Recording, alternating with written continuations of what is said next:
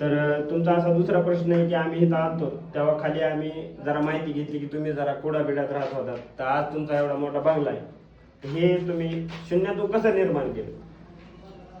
तर पहिली गोष्ट तर माहिती का, इतकं कष्ट केलंय, जसं लग्न झालंय तसं कष्ट ऊसतोडायचं चालू आहे. आणि ज्या टायमाला माझे लेकरं शाळेमध्ये लहान लहान होते त्यांना तर म्हणलं होतं ना शाळा शिका, पण शाळामध्ये त्यांनी शाळा शिकले नाही तर आणि माझ्यासोबत बापाकडच्या तोंडाकडे बघून ऊस तोडायला माझ्यासोबत आले. तर माझ्या लेकरांनी इतकं कष्ट केलंय, इतकं कष्ट केलंय आज म्हणजे माहिती का, बापाच्या खांद्याला खांदा लावून.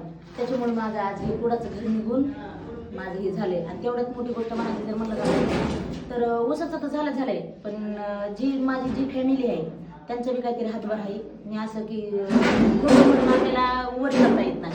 जी फॅमिली आहे इंस्टाग्राम नाही, फेसबुक यूट्यूब जी फॅमिली आहे त्यांच्यामुळं आज त्यांच्याकडून हे झालेलं आहे. त्याच्यामुळं माझं आज चांगलं झालं आहे. एवढं हा, तर सत्य घटना मूडीमध्ये आम्ही तुम्हाला भेटू. ही दुसरी न्यूज पुन्हा नंतर ह्यांना भेटीला येणार आहे, तर बाकीचं तुम्हाला आम्ही नंतर